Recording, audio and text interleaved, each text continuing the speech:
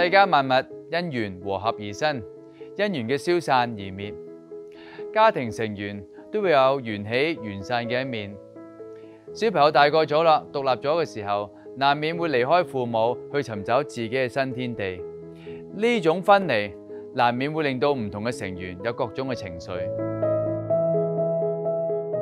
好似今次嘅主人翁阿燕一樣，佢60歲，8年之前離婚，佢有一個仔。個仔結婚之後仲有埋小朋友，建立咗一個小家庭。阿燕非常之驕傲，佢可以見到個仔成才，同埋見到佢成家立室。最緊要就係佢榮升成為嫲嫲。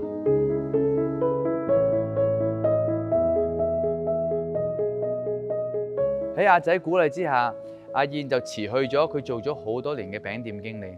臨走嘅時候仲同上司講：我要湊孫，我要弄孫為樂，我要享受我退休嘅生活。點知有一日，阿仔同埋新抱就同阿燕講：你唔使再幫我湊孫啦。之後就再冇聯絡阿燕啦。原來阿仔係非常之唔滿意阿燕喺照顧個孫嘅時候，經常講佢太太唔好嘅説話，話佢唔識得照顧小朋友。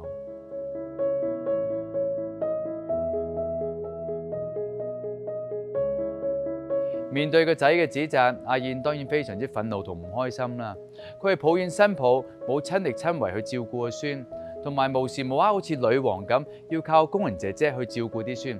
但更加令到阿燕唔開心嘅呢，就係佢個仔淨係聽新抱嘅一面之詞，完全冇諗過佢辭去咗份工，犧牲咗好多。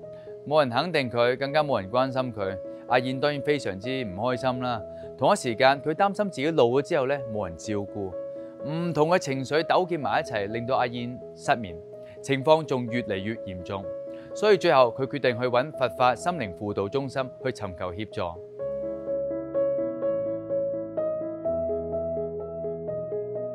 喺輔導期間，阿燕學習點樣客觀同如實咁用五蘊，即係構成生命因緣嘅5種元素嚟分析同埋觀察自己。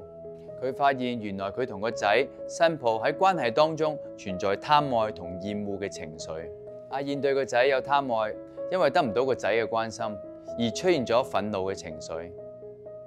佢好想個仔永遠都對佢咁關心，就算婚後都係一樣。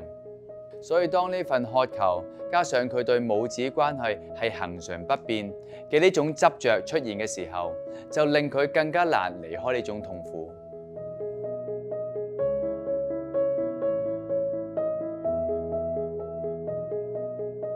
因此，輔導員透過增強阿燕嘅安住內心嘅力量，減少佢去諗個仔同埋新抱關唔關心佢，從而將內心嘅不安同埋焦慮降低。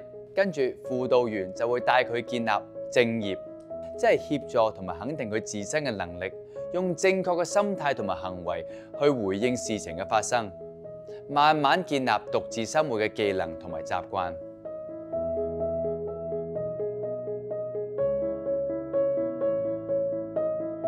要接受同面對家庭成員關係嘅轉變係一件唔容易嘅事。喺關係之間嘅拉扯同埋糾纏當中，會引起憤怒啦、焦慮啦同埋失落嘅情緒，甚至令到自己身心疲倦。透過今次輔導咧，我係睇到主人翁阿燕咧唔會再俾痛苦拉扯住，甚至俾阿燕咧更加一個深嘅角度去認識啦、接受痛苦啦同埋接受自己嘅，咁可以俾佢帶住新嘅自己，積極面對人生嘅轉變。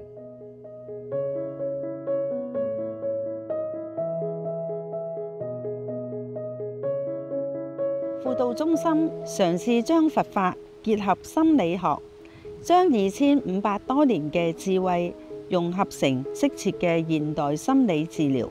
如果你正處於情緒困擾、家庭、事業、學業嘅壓力影響，希望從佛法理解人生，將煩惱轉為心靈智慧，請聯絡我哋。我哋嘅熱線服務係31626388。